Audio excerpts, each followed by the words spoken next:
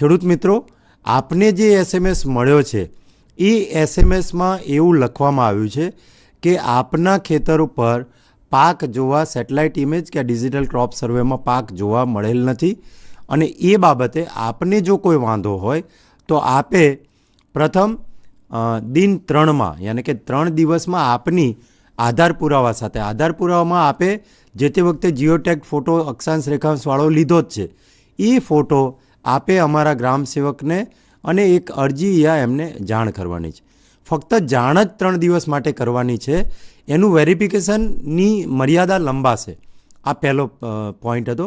બીજો, આપના દ્વારા જે પણ પાક કરેલ છે એ પાક સેટેલાઇટ ઇમેજ DCSમાં નથી આવતો તો આપ જાતે પણ આપ સાથે સેલ્ફ સર્વે કરી શકશો. એના માટેની પ્રક્રિયા પણ અમે આજે આપને સમજાવશું. ત્રીજા બાબતે કે અગર આપ જાતે કરી શકતા નથી સેલ્ફ સર્વે તો આપ ગામના જે પણ પ્રાઇવેટ સર્વેયર છે એ પ્રાઇવેટ સર્વેયર જે તે તલાટી કમ મંત્રી શ્રી VC મારફત એમણે નિયુક્ત કરેલ છે એમને જાણ કરો. એ આપના ખેતરની મુલાકાત લેશે અને આપનો ડિજિટલ ક્રોપ સર્વે જે છે એ કરી દેશે. એટલે ખેડૂતો, આપ સૌએ કોઈ પણ મૂંઝવણમાં રહેવાનું નથી કે આપને કોઈ પ્રશ્ન તો સતત રાજ્ય સરકારમાં આપના સતત ટેલિફોનિક કોલ આવે છે. એ બાબતે સમગ્ર રાજ્યના ખેડૂતોને માહિતગાર કરવા માટે અમે આગામી 7 ઓક્ટોબર સુધી આ ડિજિટલ ક્રોપ સર્વે કરવાના છે. એટલે એ દરમિયાન આપને જે પાક કરેલ છે એ રહી ન જાય એ માટે આપે પણ તકેદારી લેવાની છે અને આપે પણ ગામના પ્રાઇવેટ સર્વેયર યા VCને જાણ કરવાની છે. એટલે આ તબક્કે આજે સ્ટુડિયોમાં અમારા સંયુક્ત ખેતી નિયામક MB પટેલ સાહેબ પણ ઉપસ્થિત છે. તો સાહેબને વિનંતી કરું કે સાહેબ પણ આપને માર્ગદર્શન આપશે. ત્યારબાદ આપને અમે ડિજિટલ ક્રોપ સર્વેની જે તાલીમ છે કે આપ જાતે સર્વે કરવો હોય તો કેવી રીતે કરી શકશો, આપે ફાર્મર રજિસ્ટ્રી ન કરાવ્યું હોય તો એ પણ કેવી રીતે કરી શકશો એનું માર્ગદર્શન આપશું. ખેડૂત મિત્રો, ખાસ આપની નોંધણી પોર્ટલ ઉપર થયેલ છે અને આપે મગફળીનું વાવેતર પણ કરેલ છે અને એનો દાખલો, તલાટીનો દાખલો પણ તમે જોડીને આ નોંધણી કરાવેલી છે અને એ મુજબ આપની ઈ સમૃદ્ધિ પોર્ટલ પર કોઈ નોંધણી રદ નહીં થાય. આ પહેલો મુદ્દો છે. અને ક્યારે થશે? જો આપે મગફળીનું વાવેતર કરેલ જ નહીં હોય અને અમારા ગ્રામ સેવક મારફત વેરિફિકેશન દરમિયાન વાવેતર નહીં આવે તો એ જ કિસ્સામાં આપની ખરીદી નહીં થાય. બાકી તમામ કિસ્સામાં આપની ખરીદી થશે. બીજું, ઘણા ખેડૂતોને એવું પણ છે કે અમે જાતે સર્વે કરીએ છીએ તો અમારો ડિજિટલ ક્રોપ સર્વેમાં સર્વે નંબર દેખાતો નથી. એવા કિસ્સામાં આપે ફક્ત ગ્રામ સેવકને અરજી જ આપી દેવાની છે. હોઈ શકે ROR જે ડેટા લીધો છે, LGD કોડ છે અને મેપના જે વિગતો લીધી છે એમાં પ્રમોલ્ગેશનના લીધે ક્યાંક ખેડૂતનો સર્વે નંબર ડિજિટલ ક્રોપ સર્વેના પ્લેટફોર્મ પર આવ્યો ન હોય તો એવા કિસ્સામાં આપે કંઈ પણ મૂંઝવણમાં આવ્યા વગર ફક્ત આપની અરજી ગ્રામ સેવકને આપી દેવાની છે અને ગ્રામ સેવક આપના ત્યાં સ્થળ તપાસ કરીને એ જે તે અમારા જિલ્લા ખેતીવાડી અધિકારીને અહેવાલ આપશે અને એ યાદી મુજબ આપની ખરીદી પ્રક્રિયા દરમિયાન ખરીદી પણ થશે. એટલે હવે આપને જે જાતે આપે જે દર્શાવેલ સર્વે નંબર છે નોંધણીમાં, એ માટે જો આપે જાતે સર્વે કરવો હશે તો એના માટે આપે ડિજિટલ ક્રોપ સર્વે ગુજરાત નામની જે એપ છે એ એપ ડાઉનલોડ કરીને આપે જાતે સર્વે કરવાનો થશે. એના માટે આપે ફાર્મર રજિસ્ટ્રી હેઠળ નોંધણી કરાવેલી હોવી જોઈશે અને એ નોંધણીને અપ્રૂવ પણ કરેલી હોય છે. અને કદાચ આપે જો ફાર્મર રજિસ્ટ્રી હેઠળ નોંધણી નહીં કરાવી હોય તો આપ તાત્કાલિક આપના VCનો સંપર્ક કરીને પહેલાં આપની ફાર્મર રજિસ્ટ્રી હેઠળ નોંધણી કરાવી લો અને તલાટીને કહી દો. એ કેસ એ તલાટી અપ્રૂવ કરી દેશે અને જેવી આપની તલાટી કમ મંત્રીશ્રી દ્વારા અપ્રૂવ કરી દેવાશે એટલે ઇમિડિયેટલી આપ જાતે પણ સર્વે કરી શકશો. એટલે હવે હું હર્ષદભાઈને વિનંતી કરું આપને ડિજિટલ ક્રોપ સર્વે બાબતની પણ તાલીમ આપશે. હર્ષદભાઈ, સૌથી પહેલું જે રિક્વાયરમેન્ટ છે ફાર્મર રજિસ્ટ્રીમાં આપનું એકાઉન્ટ હોવું.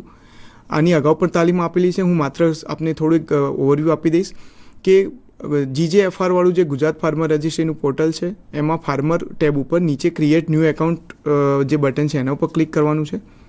આપનો આધાર નંબર નાખવાનો છે. આમાં જ્યારે બી આપનો આધાર, ભલે આપનું ફાર્મર આઈડી બની ગયેલું છે, પણ અગર આપણે ઓપરેટર દ્વારા કાં તો CSC દ્વારા કરેલું છે તો આ એક એકાઉન્ટ આઈડી બનાવવાનું એક પ્રક્રિયા કરવી જરૂરી છે. તો જેવો આપ આધાર નંબર નાખીને સબમિટ કરશો, આપને એક OTP આવશે. આધાર રજિસ્ટર જે મોબાઈલ નંબર છે એમાં એ OTP આપણે સબમિટ કરશો એટલે આપણું eKYC વેરીફાઈ થઈ જશે. જે અહીંયા સ્ક્રીન ઉપર 2 સ્ક્રીનમાં દેખાય છે એવી રીતે આપની eKYC, આપનું નામ, આપનું ડેટ ઓફ બર્થ, ફોટોઝ વગેરે ડિટેલ્સ આમાં ડિસ્પ્લે થશે અને નીચે લાસ્ટમાં એક મોબાઈલ નંબર નાખવાનો છે. મિત્રો, આ વખતે ખાસ વસ્તુ ધ્યાન જે રાખવાની છે એ છે કે આ મોબાઈલ નંબર તમારો યુનિક હશે, કારણ કે આ મોબાઈલથી તમે જ્યારે DCSમાં પણ લોગિન કરશો ત્યારે તમે તમારા જે પર્ટિક્યુલર સર્વે નંબર જે અપ્રૂવ છે એ આમાં દેખાશે. તો આ નંબર તમે એન્ટર કરશો જ્યારે બી, ત્યારે એમાં ફરીથી એક OTP આવશે. એ OTP વેરીફાઈ ત્યારે બાદ આપને એક પાસવર્ડ સેટ કરવાનો ઓપ્શન આવશે. મિત્રો, પાસવર્ડ સેટ એવો કરવાનો છે કે જે તમને રેગ્યુલરમાં યાદ રહે, બરાબર, કે જેની આપ લોગિન કરી શકો. ભવિષ્યમાં અગર તમે પાસવર્ડ યાદ નથી બી રહેતો તો આપણા બંને સિસ્ટમમાં આપ તમે OTP દ્વારા પણ લોગિન કરી શકવાની સુવિધા છે, તથા ફરગોટ પાસવર્ડ કરીને આપ નવો પાસવર્ડ પણ કરી શકો છો. ત્યારબાદ ક્રિએટ માય એકાઉન્ટ ઉપર ક્લિક કરશો એટલે આવો એક મેસેજ આવી જાય છે કે your account has been activated, you can now login. મિત્રો, આ ખાલી એક ઓવરવ્યૂ મેં આપ્યું છે ફાર્મર રજિસ્ટ્રીમાં રજિસ્ટ્રેશન કરવા માટેનું. કેમ? કારણ કે આપણે ખેડૂત દ્વારા જે સેલ્ફ સર્વે કરવાનો છે એ એપ્લિકેશન માટે લોગિન માટેની આ પ્રાયોર રિક્વાયરમેન્ટ છે કે જેમાં આપના જે બી આપના સર્વે નંબર છે જે આ ફાર્મર રજિસ્ટ્રી હેઠળ અપ્રૂવ થયેલા છે. હવે આપણે જે ક્રોપ સર્વે જે આખી કરવાની પ્રક્રિયા છે એ પ્રક્રિયા હું તમને ગાઈડ કરીશ. ગૂગલ પ્લે સ્ટોર પર જે DCS ગુજરાત, ડિજિટલ ક્રોપ સર્વે ગુજરાત, જે અહીંયા સ્ક્રીનમાં આપ જોઈ શકો છો એવી એક એપ્લિકેશન છે. એ એપ્લિકેશન ઇન્સ્ટોલ કરવાની છે આપણે. મિત્રો, ખાસ આ વખતે ધ્યાન રાખવાનું કે આપણે કોઈ પણ પ્રકારની APK કોઈ પણ વોટ્સએપમાં કોઈ પણ રીતે આપણે ફોરવર્ડ કરેલી નથી. તો આપને કોઈ પણ આ ટાઈપની APK વોટ્સએપમાં આવે છે કે ભાઈ આ ઇન્સ્ટોલ કરીને આપનો સર્વે કરાવો, તો એ APKનો ઉપયોગ કરવો નહીં. માત્ર ને માત્ર ગૂગલ પ્લે સ્ટોર ઉપરથી ડિજિટલ ક્રોપ સર્વે ગુજરાત નામની જે એપ્લિકેશન જે સ્ક્રીનશોટ દેખાય છે એ જ એપ્લિકેશન આપણે ઇન્સ્ટોલ કરવાની છે. એ એપ્લિકેશન ઇન્સ્ટોલ કર્યા બાદ આપને જે પણ ભાષામાં એ એપ્લિકેશન યુઝ કરવી હોય, ઇંગ્લિશ કે ગુજરાતી કે હિન્દી, એ આપ ભાષા સિલેક્ટ કરી શકો છો. ત્યારબાદ જે સ્ક્રીન પર દેખાય છે કે સર્વેયર બનો અને તમારા એકાઉન્ટમાં સાઇન ઇન કરો. મિત્રો, જેમ તમારું મેં પહેલાં બી કીધું કે ખેડૂત તરીકે ફાર્મર રજિસ્ટ્રીમાં ઓલરેડી આપણું એકાઉન્ટ બની જશે તમારું, અને એ જ એકાઉન્ટથી અહીંયા તમારું સાઇન ઇન થશે. તો તમારા એકાઉન્ટમાં સાઇન ઇન કરો ઉપર ક્લિક કરવાનું છે. એ ક્લિક કર્યા બાદ જે 4 ઓપ્શન આવે છે એમાં બીજો જે ઓપ્શન છે કે ખેડૂત તરીકે સાઇન ઇન કરો, એ ઓપ્શન ઉપર આપે ક્લિક કરવાનું છે. ખેડૂત તરીકે સાઇન ઇન કરોવાળા ઓપ્શન ઉપર ક્લિક કર્યાથી પાસવર્ડ અથવા OTP એ 2 ઓપ્શન આપને સિલેક્ટ કરવાનો ઓપ્શન મળે છે. અગર આપને આપનો એગ્રીસ્ટેક જે આપણે ફાર્મર રજિસ્ટ્રીમાં પાસવર્ડ સેટ કર્યો તો એ પાસવર્ડ યાદ હોય તો આપ પાસવર્ડ સિલેક્ટ કરી શકો છો અથવા OTP ઓપ્શન સિલેક્ટ કરી શકો છો.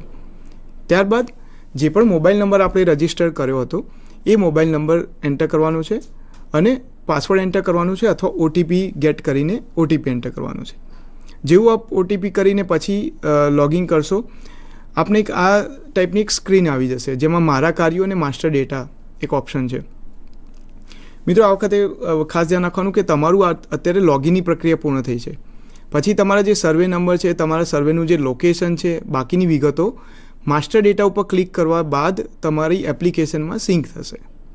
તો જ્યારે બી આવી એપ્લિકેશનમાં જ્યારે તમે ફર્સ્ટ ટાઈમ લોગિન કરો છો ત્યારબાદ માસ્ટર ડેટા ઉપર ક્લિક કરવાનું રહેશે, જેથી આપના જે બી અપ્રૂવડ પ્લોટ્સ છે એ પ્લોટ એપ્લિકેશનમાં ડાઉનલોડ થઈ જશે. ત્યારબાદ જેમ સ્ક્રીનમાં આપ દેખી શકો છો જે રેડ બોર્ડર કરેલું છે એવી રીતે આપને 4 અહીંયા એક્ઝામ્પલમાં જે 4 સર્વે નંબર બતાવેલા છે એવી રીતે આપના જેટલા પણ સર્વે નંબર હશે ફાર્મર રજિસ્ટ્રીમાં રજિસ્ટર્ડ અને અપ્રૂવડ એ બધા આપને અહીંયા દેખાશે. ત્યારબાદ આપ જે પણ સર્વે નંબરનો સર્વે કરવા માગો છો એના પર સ્ટાર્ટ સર્વે ઉપર ક્લિક કરશો. ત્યારબાદ જેમ અહીંયા સ્ક્રીન ઉપર દેખાય છે નકશો, એવી રીતે આપનો જે બી આપનો સર્વે નંબર પસંદ કર્યો છે એ સર્વે નંબરનો નકશો દેખાશે. મિત્રો, આ બાબતે જોવાનું છે કે તમે કોઈપણ સર્વે જે છે એ ઘરે બેઠા નહીં કરી શકો. આના માટે તમારે જે બી ખેતરનો જે સર્વે નંબરનો આપ સર્વે કરવા માગો છો એની 20 મીટરની રેન્જમાં, મતલબ આપણે ખેતરમાં જ અંદર તમારે જવું પડશે. ત્યાર પછી તમે નેક્સ્ટ ઉપર ક્લિક કરી શકશો.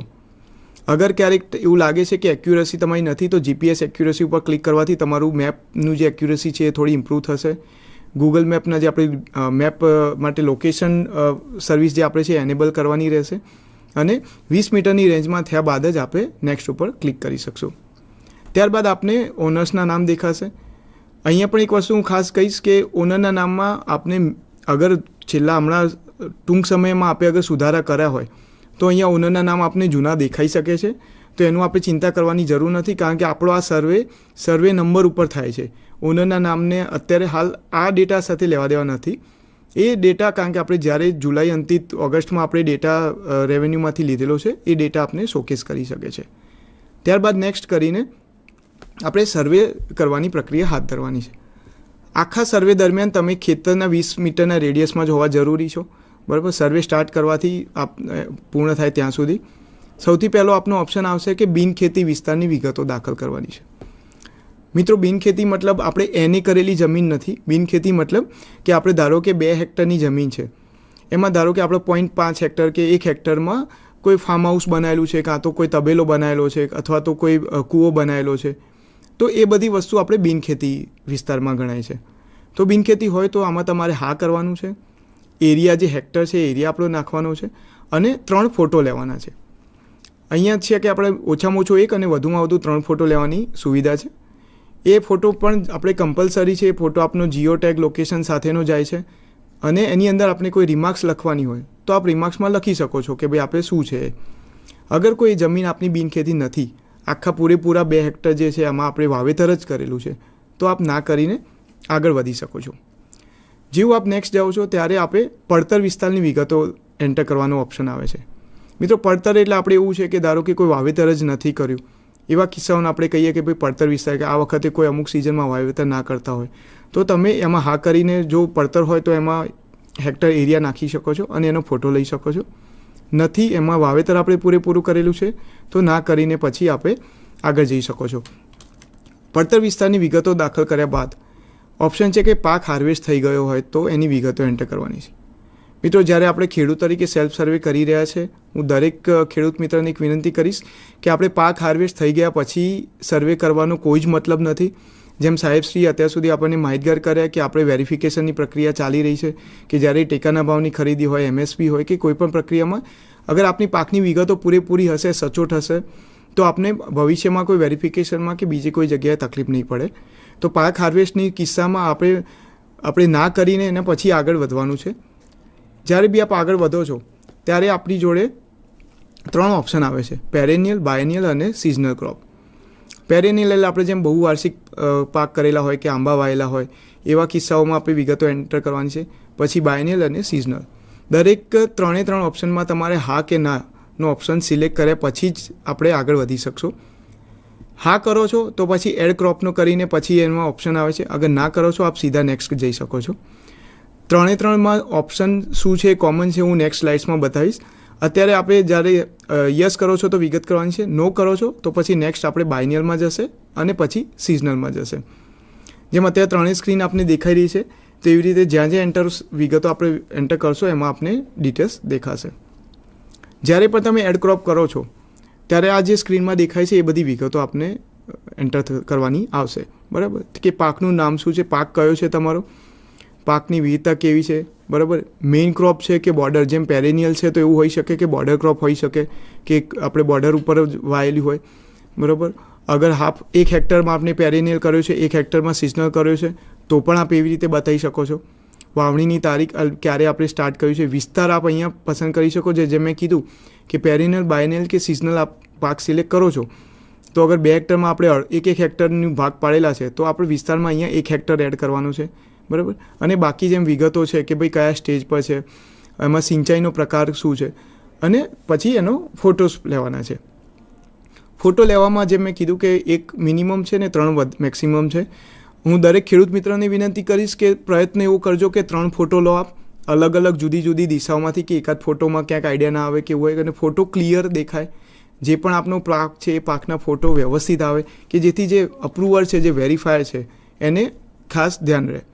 ટીકા જે ટિપ્પણી છે, રિમાર્ક્સનું બટન નીચે ઓપ્શન છે, આમાં આપ કંઈ રિમાર્ક્સ હોય તો લખી શકો છો આપના રિલેટેડ.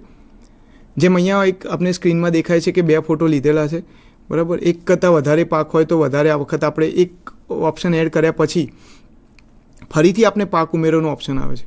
ધારો કે મેં જેમ કીધું કે પેરેનિયલ, બાયનિયલ, સિઝનલમાં, હવે સિઝનલ જ પાકમાં એવું હોય કે 2 હેક્ટરમાં આપણે એક હેક્ટરમાં અલગ અલગ પાક કર્યા હોય, તો એવા કિસ્સામાં પણ આપ વધારે પાક પણ એડ કરી શકો છો. 1 હેક્ટરનો એક પાક એડ કર્યા પછી ફરીથી જ્યાં સુધી સંતુલિત વિસ્તાર આપનો 0 નથી થતો ત્યાં સુધી તમે પાક ઉમેરો ઉપર ક્લિક કરીને પાક એડ કરી શકો છો.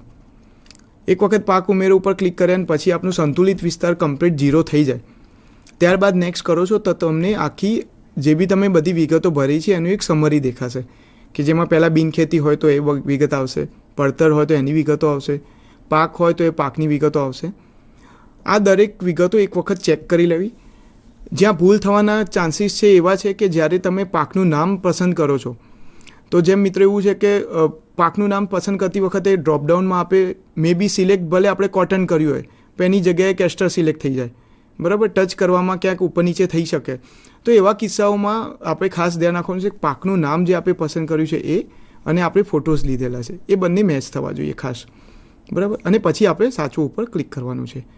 અહીંયા એક સુવિધા વધુમાં આપણે એ પણ આપેલી છે કે ઘણી વખત એવું હોય કે અમુક એરિયા હોય કે જ્યાં ઇન્ટરનેટ નથી, કાં તો આપ સર્વે જ કરવા જાઓ છો ત્યારે આપનું ઇન્ટરનેટ નથી, તો તેવા કિસ્સાઓમાં આપ ઓફલાઈન સર્વે પણ થાય છે. જે બી આપનો સર્વે થાય છે માસ્ટર ડેટા જ્યારે આપણે સિંક કરેલો છે એ માસ્ટર ડેટા સિંક કર્યા બાદ તમારો બધો ડેટા ઓફલાઈન એપ્લિકેશનમાં સ્ટોર થાય છે. તો જ્યારે પણ આપ ખેતર પર જઈને સર્વે કરો છો 20 મીટર રેડિયસમાં આપનો સર્વે થઈ જાય છે. ત્યારબાદ આપણે સાચું ઉપર ક્લિક કરવાનું છે. અગર ઇન્ટરનેટ હશે તો એ ઓનલાઈન ડાયરેક્ટ સબમિટ થઈ જશે, અગર નહીં હોય તો તમારા મોબાઈલમાં એ સ્ટોર થશે, બરાબર.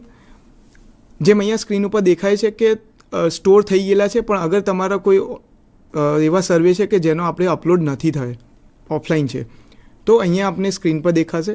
તો એ વખતે આપણે એ બી ધ્યાન રાખવાનું છે કે દિવસ અંતિત જનરલી એવું હોય કે દરરોજ રાત્રે 12 વાગે ડેટા ક્લિનિંગની અને પોર્ટલ અપડેટ કે એપ્લિકેશન અપડેટની એક્ટિવિટી થતી હોય.